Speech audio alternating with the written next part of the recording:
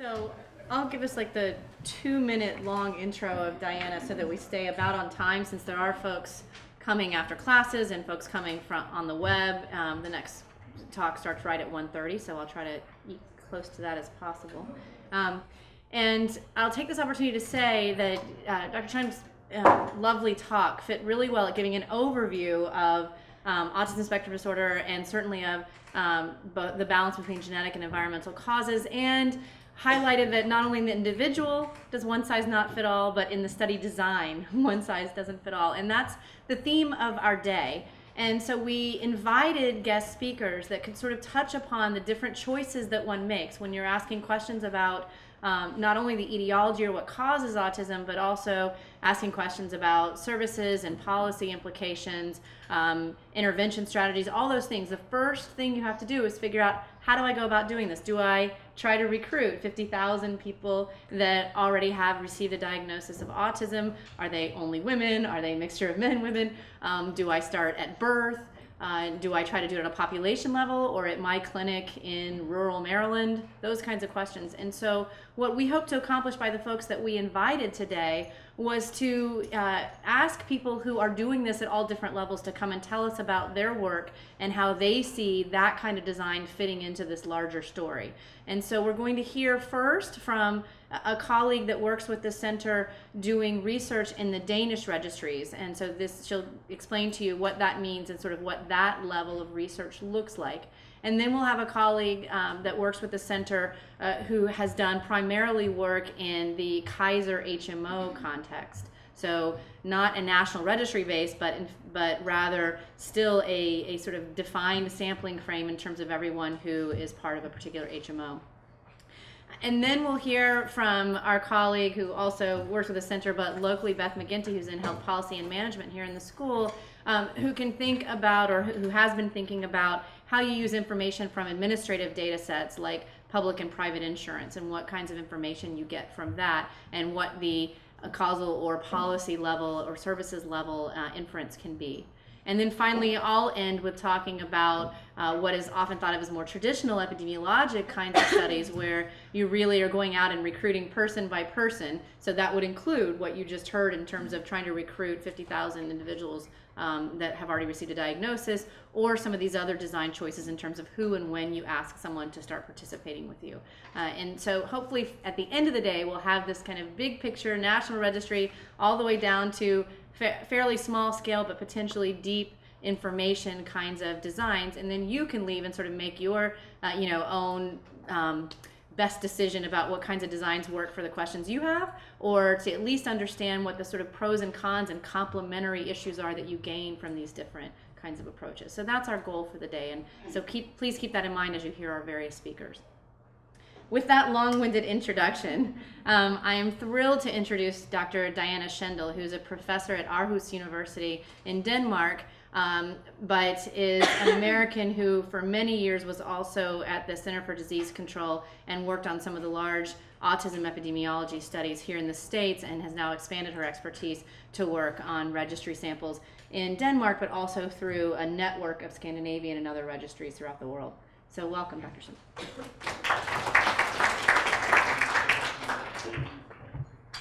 Well, thank you, Danny, and all of you for inviting me to come and speak with you today and about the work that I'm doing in autism research, focusing on population-based registries and applying the information we can get from those to autism research. But I have to agree with Danny. Looking over the list of presenters for today's program, it struck me that, in fact, many of the presentations were in many ways touching on registry-type data. So I thought I'd spend just a few minutes at the beginning of my talk to give a registry overview, to put the context of what I'm going to be describing into, putting what I'm describing into a broader context. And then just briefly describing the Danish and other Nordic registries that I've worked with, and some of the applications that we've applied to these registry data to look at autism, and then some of the new directions that we're taking forward. Basically, when I'm talking about registries today, I'm talking about collections of information, health information on individuals. Usually these registry data, the people in them have a particular disease or condition, but the purposes of these registries can be highly diverse. So they can be purely administrative, record-keeping registries, to important tools for public health surveillance or tools for research, in particular to identify participants to be enrolled in research topics. So in the autism area, there's a lot of examples of autism registries. These are just a few examples that I pulled off the web that are linking persons with researchers. But there are also registry examples in the autism world where you're linking registries or linking persons with services. And all of this is perfectly relevant, and some of them, the information that's contained in these registries could be used for research purposes. But not all registries are created the same, and I think it's important to keep in mind the different features of registries and how that impacts on their research applications. So these are some of the key features that I think are important to recall for registries: the source of the cases, where are the people coming from that are being included in the registries, the mechanism of inclusion of new persons into the registry, and the depth of information that's being collected. For individual registries and their use in research, these different features of the registry are going to be very important. And I think so when you're considering the application of these registries, you need to keep certain things in mind. So for instance, in the terms of representativeness, when you go from registries that are non-population based, such as registries based on a particular clinic or a hospital, and they're soliciting volunteers to participate, you may go from a lower level of representativeness to those that are population based, and particularly those that are based on some sort of mandatory reporting. On the other hand, there's a trade-off. For these large population-based registries, particularly those with mandatory reporting, the level of information that you may be able to collect on the individuals in the registries may be in the opposite direction. So for the individual registries, you will always have this trade-off. In Denmark and the other Nordic countries and some other areas around the world, they've tried to, in many ways, mitigate some of these trade-offs by creating systems of registries. So in this example, an article in Science about 15 years ago that quoted that Denmark has gathered more data on its citizens than any other country in the world, and they're trying to work very actively in making this resource even more useful. And the main way that they're making this resource more useful is to create, as I said, the system of registries. And the only way that can be done is that you have a way to link the information on the individuals across the registries. And in Denmark, this is possible through the CPR number. This is a personal identification number, like the Social Security number here in the United States, but it's used explicitly for tracking people through the population. It's given to every newborn baby or any new resident in the country, and that number follows you to the grave, and it's used to link any contact you have with the system. That CPR number goes with you. So you can take this baby and identify information about the birth characteristics of that child, any disease that that child has been diagnosed with through its lifetime, prescribed medications, and so on. All of this information is kept in separate registries, but the fact that you can link the registries with the CPR number means you can bring together all of this information for research purposes and therefore increase the volume of information that you have to conduct your analysis. The Danes take it even further. They have a whole bunch of specialized outcome registries, as well as regional registries and specific cohorts. I tried to find an actual count of the number of registries in Denmark, and I couldn't find one. I think I've seen 150, 200, who knows? But it's a large number. And as I said, the strength of it is the fact that it's a registry system. So you can use that CPR number to link the information for individuals across all these registries. And this is true for all the Nordic registries. So it's a universal system for implementing these registries in a research context. So recognizing the existence of these registries in the Nordic countries, as well as other places around the world, colleagues and I got together and established the International Collaboration for Autism Registry Epidemiology, or ICARE, which is intended to be an epidemiologic research consortium. And it was to use the registry type systems in the 4 Nordic countries: Israel, California, the state of California, it's its own country, don't we know, and Western Australia. And again, it was intended to use this registry information both for geographic comparisons as well as to pool for large pooled analysis. And then we took it another step further and got some NIH money to expand the data that we could compile across the consortium and to actually conduct multi-generation studies to look at questions of familial risk and pregnancy risk. Now, you can say, okay, this is great, you've got all this data, it comes from many, many different registries, many, many different countries, and you're pooling it together, right? This is a mess, right? And it is. So actually, the main effort that we take in this research is harmonizing the data, taking the mess and trying to make it apples to apples and oranges to oranges. Whenever we design an analysis using this data, you have to come up with an analytic plan of what is the information that we'll need to carry out the analysis. The sites go back and start making the data requests for the data that we would need for that particular analysis. And they may have to go to multiple registries, as I previously described, to get all the different variables that we might need in that particular analysis. And they get all the information back from the registries that have the data sets. Then we have to do detailed data surveys. So the sites have to report the descriptions of the registries from which they got that information and the specific variables that they're using from each of those registries and describe them in very close detail so that we can take this compiled information across all the sites to come up with a very detailed data dictionary and data cleaning syntax that they can use to take their data and create a more uniform data set for analysis. And during this data cleaning process, they're going back and forth with the data manager to ensure that the data manager is looking over their program syntax and their logs, their outputs, and description of the data as they go through the process to ensure that they're actually complying faithfully with our data dictionary and the data cleaning steps. When they think they've reached a good point and they're said, okay, upload it to your local server, they'll do a pre-upload descriptive and then a post-upload descriptive, and the data manager compares those two to ensure that even the upload process didn't in some way corrupt the data. And in fact, it has, for some strange reason. There are gremlins that happen, and you get corrupted data when you do a simple upload. Okay, so that's getting the harmonization in place. I mentioned upload. There's another important feature that has to be accomplished in this multinational collaboration, and that is none of these countries will allow their data to be exported outside of the country. So we can't export it to a central location and pool it in a central place. So we had to come up with a solution to this dilemma. And our IT experts came up with a solution, and they've called it VIPAR, Virtual Pooling and Analysis of Research Data. It's based on database federation, which many of you may be familiar with, but it's a mechanism for having controlled access to data in different locations without having the need to pool it or save it in a permanent location. So in a sense, it provides you with virtual pooling. So this is the VIPAR data flow. So you have the local autism registry, the registry system. You go through the harmonization process. You upload it to your local server.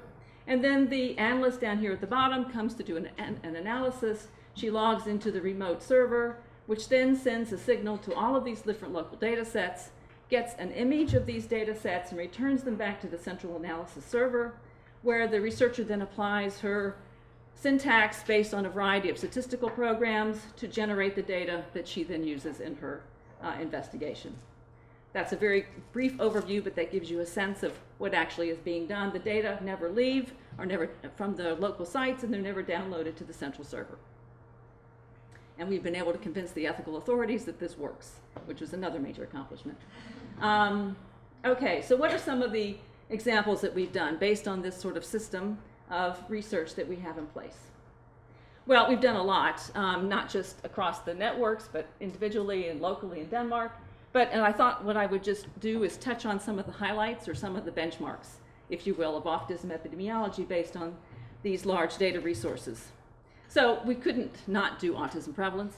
And so here you can see across 3 of the Scandinavian sites, Denmark, Sweden, and Finland, looking at the cumulative prevalence of autism across different birth cohorts. And as you can see, there's a nice spread across each of the individual birth cohorts. Each one of those lines is a birth cohort. You can see an increased prevalence successively across each of the more recent birth cohorts compared to the older ones. The difference is in Western Australia, and the primary difference for this is because that registry is a service-based registry. There's actually criteria for people to be included into it, which changes the recording of cases, the reporting of cases, and therefore you get a different prevalence curve. Although you still do see the changing prevalence in each successive more recent cohort, similar to all the other sites. This is not unusual. We've seen, reported prevalence changes all over the world, and the big question is, so what's causing it? And there's always that, yin-yang. Is it true or is it something else? And we actually had, in the Danish context, as well as some of the other Scandinavian countries, an opportunity where we could take a well-defined administrative change and apply that change to model to determine whether we can actually estimate the impact of that administrative change on the observed prevalence of autism. And these two administrative changes in Denmark consisted of a change from the ICD-8 to the ICD-10, which wasn't limited to autism. That was applied to all diseases that were going to be reported to the Danish registries, but as you know, that had a big change on the impact of what autism was called. That occurred in 1994. In 1995, a year later, they also began accepting outpatient diagnoses. So whereas before, only inpatient admissions and the subsequent diagnoses from an inpatient admission was reported, whereas from 1995 on, both in and outpatient admissions. And you can imagine that's increasing a vast number of contacts with the medical system and potential diagnoses that could be reported.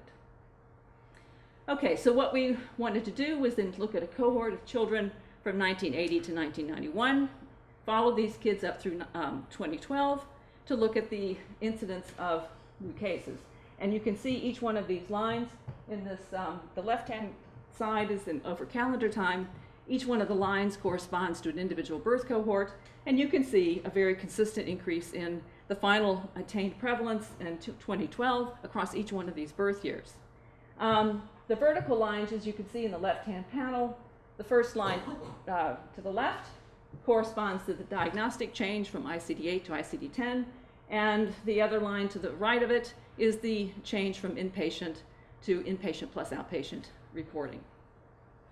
So what we wanted to do was to use these two systematic administrative changes in diagnostic reporting and see if we could quantify the impact of this administrative change to the observed prevalence that we see in Denmark.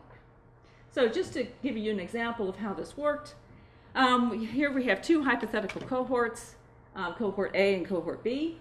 Cohort A is an earlier cohort. All we see is a change in prevalence according to age, and there was no change in the reporting in cohort A. Cohort B is a later cohort, and at age 10, there was imposed a reporting change. So we have two curves that we can estimate from this example. We have the cohort B, the actual curve associated with cohort B is the actual prevalence change that we see. And then we have cohort B expected, which was what we would have expected to see if we had not had the prevalence change or the reporting change imposed at age 10. We calculate the B expected curve by looking at the estimated risk for a diagnosis with autism in the period immediately preceding the reporting change, and then extrapolate that risk into the future across all subsequent ages. So we use this same approach to apply to the Danish data, and we get these 5 expected lines. The very bottom line is what we would expect to see the autism prevalence to be over time if there was no reporting changes and not even any calendar effect, simply a change in prevalence over calendar time.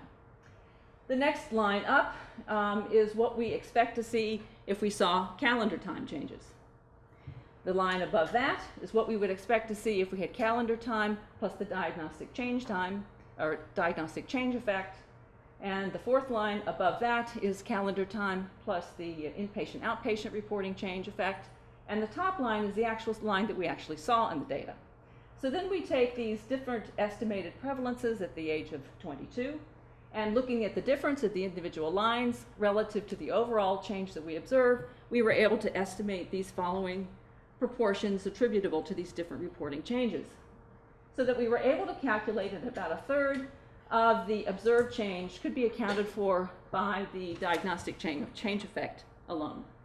And about 40% of the overall increase could be attributed to the inpatient, outpatient reporting change effect. And together, the two, the diagnostic change plus the in and outpatient reporting, maybe together combined accounted for 60% of this observed prevalence change in Denmark.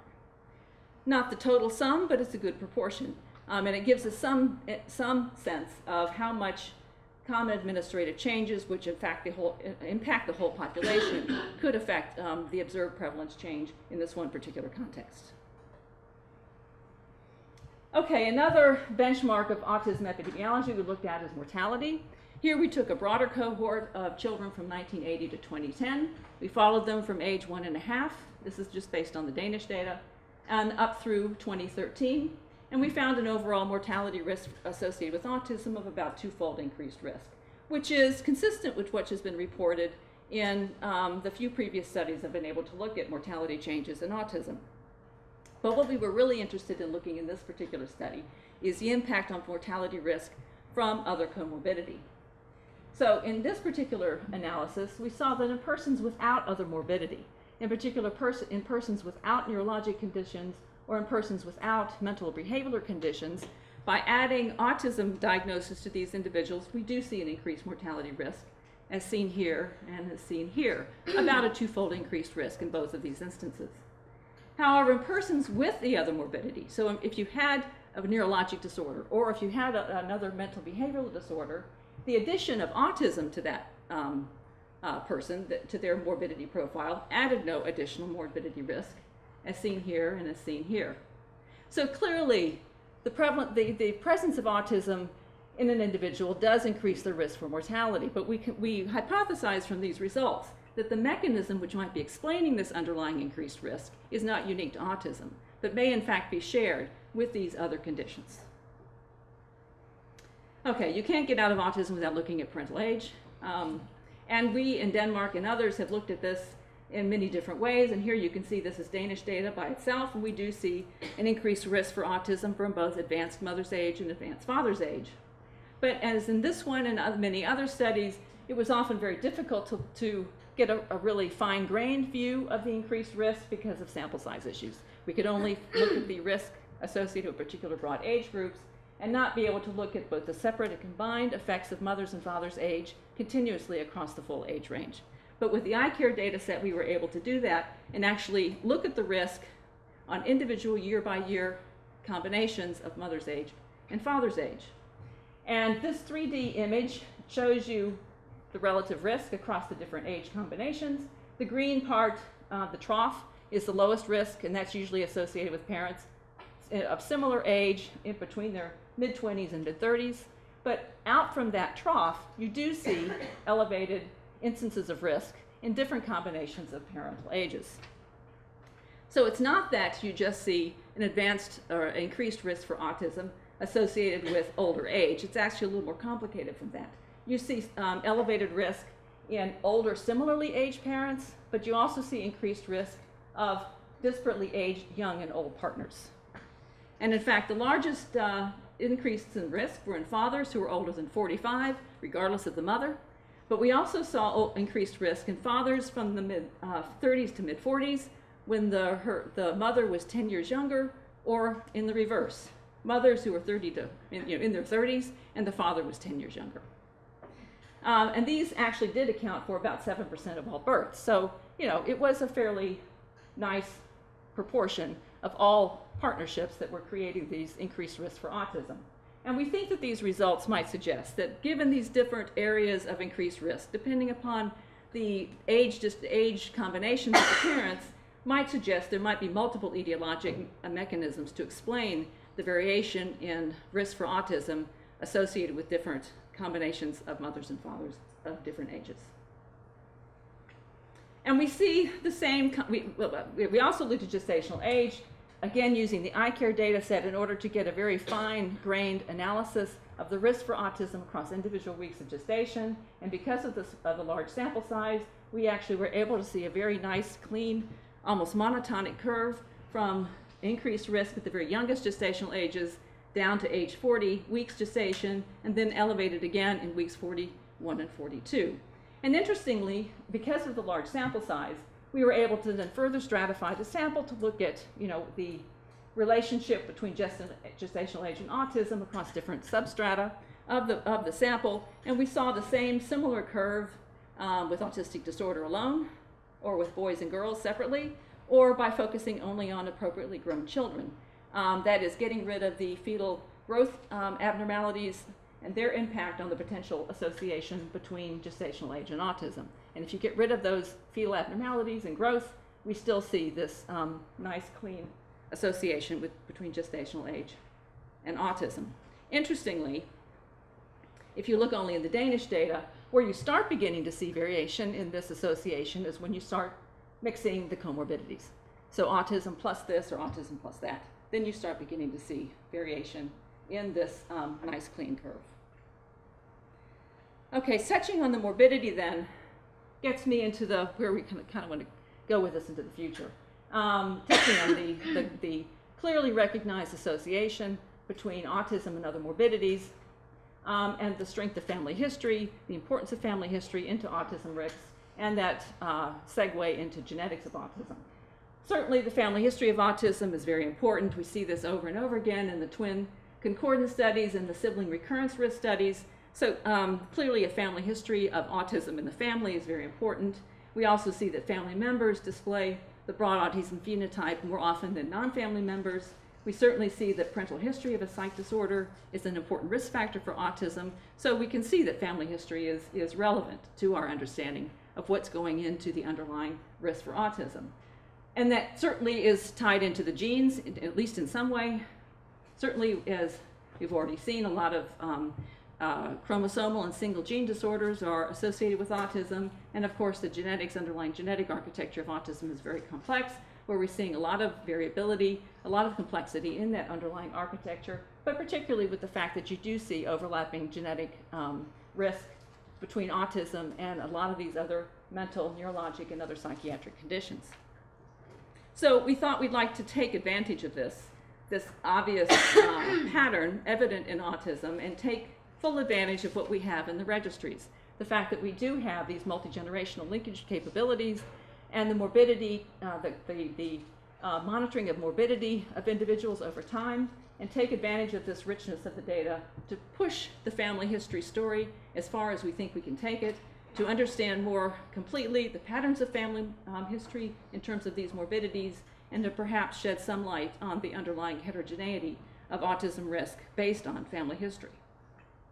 Now, as I've said, it's commonly recognized that autism and other conditions are highly comorbid. Both you see a family history in family members, as well as in persons with autism having the comorbidity themselves across a number of different conditions. Unfortunately, most of these family history studies have been limited in the range of family members that have been able to be studied, as well as the conditions that were under investigation. And we thought what we want to do is do a more systematic and comprehensive approach to look at the full scope of family morbidity patterns, and hopefully with this information potentially delineating particular subgroups that could give us clues as to the underlying pathogenesis. So what we did was what we called a family-wide morbidity association study, which is, again, looking at morbidity patterns across 3-generation families and looking at their associations with autism. So here we took this 1980 to 2010 cohort, took all the individuals who were born during this period, linked it with their 3-generation families, then compiled information on all these individuals in terms of the demographics, the perinatal information, and then following them up through 2012 for diagnoses of autism, for other psychiatric morbidities, as well as non-psychiatric morbidities. We took all of this information and then estimated one by one. We took each family member type and each morbidity and estimated the risk for autism in the cohort child, given that a family member had that morbidity. And this is just one glance of what we got out of it. This is a heat map.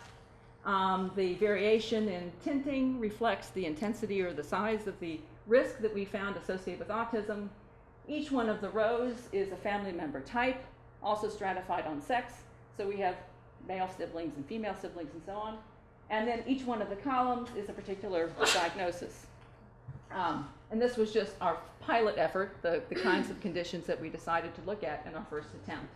And just to orient you with the magnitude of these risks, over here, did it show up? There it is. Yeah, over there in the corner, those are the hazard ratios of the risks for autism in the index child, given that they have a full sibling with autism. So there's the sibling recurrence risk over there. And it is consistent with the other population-based studies of sibling recurrence in Denmark and Sweden. So we think we're estimating in a similar way.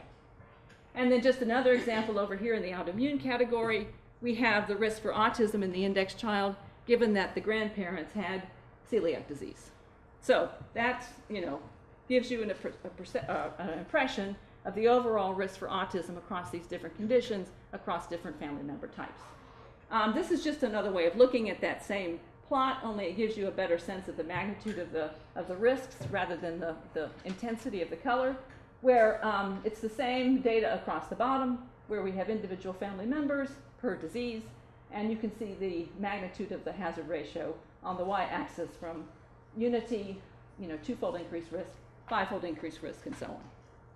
And this is the same kind of thing, only this is looking at the risk for autism. If the child had autism, the risk of the comorbidity arising later of these different conditions. Okay, so then we take these family history scores, or these individual risk estimates, and made a family history score. And what we did was compute for every morbidity, the family history score for each child in our cohort by comorbidity. So for instance, if a child in our cohort had 9 family members, and unfortunately 2 of those family members had schizophrenia, 1 was associated with the mother and 1 was associated with a paternal uncle, we took the hazard ratio for the risk for autism given that the family member was a mother, plus the hazard ratio for autism given that the family member was a paternal uncle, added those 2 risks, and then divided by the total family size, and that gave us our schizophrenia family history score for that child. And so we then took all of this information, as I said, we did this for every morbidity, and we looked at correlations between these family history scores. So it was, what's the correlation between a schizophrenia family history score and intellectual disability, and so on. And we've displayed these graphically using something like a network approach. And this is kind of what we found. This is just in the psychiatric conditions. The connections are where there is a correlation above a certain very minimum level. The width of the line indicates the strength of the association, so therefore it's a thick, darker line, that's a stronger correlation. And you can see in here, you can see schizophrenia is usually sort of in the core of the network, and it has very strong correlations with other psychiatric conditions such as mood disorders and so on. We divided up these different networks by autism versus the non-autism kids, and I think it's interesting to note that in the autism kids, the only correlation we saw in the autism family history was an autism family history with an ADHD family history. That was in the autism kids. In the non-ASD, we saw the same association with ADHD, but then also an association with disorders of psychological development. But the even more interesting stuff that we found was when we looked at the correlations across morbidities. And this is just one example of that. And we saw the same kind of pattern regardless of the morbidity group that we looked at. So the circle, the large circle, is simply circling around the psychiatric family history scores. And then the smaller circles are indicating the correlation between a neurologic condition, a family history of a neurologic condition, correlating with a family history of the psychiatric condition. And we see in the non-ASD individuals, the only correlation that we found was an association between epilepsy and intellectual disability. So that was the only 2 cross-disorder correlations that we observed in the non-ASD family groups. In the ASD family groups, as you can see, we see a lot more. There's a lot more clustering of family histories between the neurologic conditions and the psychiatric conditions in the ASD kids versus the non-ASD kids. And this kind of pattern was replicated in the birth defects groups, in the even in the autoimmune, but the autoimmune was the weakest. And what was the other? I guess those were the 4 comparisons that we made. So this is just the beginning. We're still refining our approach and trying to get out as much as we think we can in a realistic way with this kinds of data. But I think so far what we've been able to see that the risk for autism certainly is conferred by multi-generation family histories across a variety of morbidities. And we think that these family history clusters that we see in autism may provide insights into where we might want to focus for future etiologic investigations, and possibly creating these risk scores may capture to some extent the heritable risk for ASD from the underlying liability associated across these different other associated morbidities with autism. And that's where we're going next. And so thank you for listening to me today.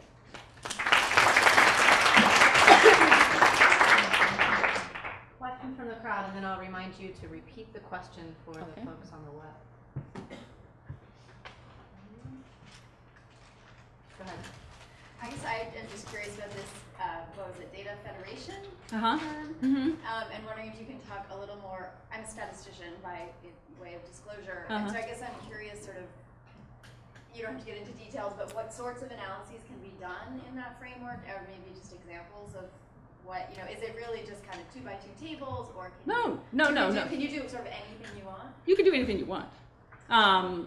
Data federation is simply, it's a bioinformatics application to where you can access data in different locations and bring it together virtually in cyberspace to conduct your analysis. For our application of data federation, I mean, we didn't invent it. It's been out there. And actually INDAR uses kind of a data federation type of approach, but not quite in the same way as what VIPAR is doing. And so all we're doing is using this bioinformatics tool to make this virtual image of data across these different sites and combine them electronically, although it's not actually pooled on disk or downloaded onto a server. And we apply the same statistical syntax that we did in the other analysis to this virtually pooled data. So from a user perspective, it feels just like a normal data Yes, set. it feels like a normal data set, only it takes a little bit longer for the things to run. Now there is another solution, and I think it's called Data Shield, where you can't actually export individual level data, even through the VIPAR approach. And what they're exporting are aggregated data. And Data Shield allows you to also apply similar kinds of statistical analysis to this aggregated data based on data federation. But we haven't gotten that far yet. And there was, yeah. When you were talking about inpatient and outpatient, what distinguishes the two? Are they inpatient for the reason of autism, or was it for something else? Well, that's a general term. The question was, what's the difference between inpatient and outpatient? That's a general term for this medical data, because you have a patient that's admitted to a hospital for an overnight stay. That's considered an inpatient visit. Outpatient is usually you're going to a clinic associated with a hospital. You come in for an appointment and you leave. You don't stay for an extended period. For autism, for children, that actually has a very different connotation. Usually children don't come into the hospital and be admitted for overnight stays. Usually that's applying to long-term evaluations for a condition such as autism, where they may come repeatedly over several weeks or months for that evaluation, and that would be considered an inpatient visit, even though the child is not actually staying overnight at the hospital. Yeah. Yeah, Danny. Have you gotten a chance to go through the Broad Group's Atlas of Genetic Correlations paper that came out in Nature Genetics? Do you know about this paper? The reason I ask is because they use polygenic risk score correlations between diseases to map via heat map which ones seem to be more genetically similar or not. And it would be cool to see what your family history plots look like compared to their polygenic risk score based plots. Right, exactly. And I was even looking at what Wendy showed earlier with the overlapping genes, because one example of this where we see, which kind of surprises to me, I was expecting to see a correlation between epilepsy and autism. We don't. It's correlated with intellectual disability. So if you want to do the autism epilepsy story, you've got to bring in the intellectual disability. That's clear. So that's just one example where this kind of basic mapping of the associations between family history or genes, hopefully it's mapping the same thing. I can't imagine it probably is. And maybe, I think this is not intended, I want to add a very important point here. This was not intended to be a substitute for the genetic studies, but hopefully we can use it to augment the genetic studies to help point to where we can look in our genetic analysis. Can it help us hone in on particularly high-risk subgroups? I'm not thinking we'll find the master family history profile, which will answer the whole question. That's not going to happen. But it may help us pinpoint in this vast, huge haystack what needles we can search for. Thank you very much.